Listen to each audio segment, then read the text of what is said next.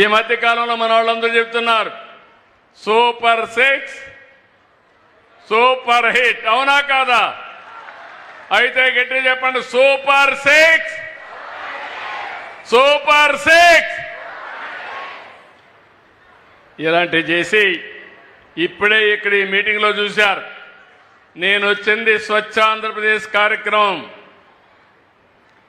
నా పేదవాళ్లపైన నాకుండే అభిమానం, బంగారు కుటుంబాలుగా పేదవాళ్ళందరినీ ఏర్పాటు చేశాను.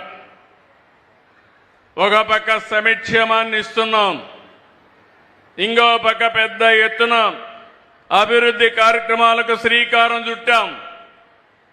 నిన్ననే మీరు ఒకసారి చూస్తే రతన్ టాటా ఇన్నోవేషన్ హబ్ కింద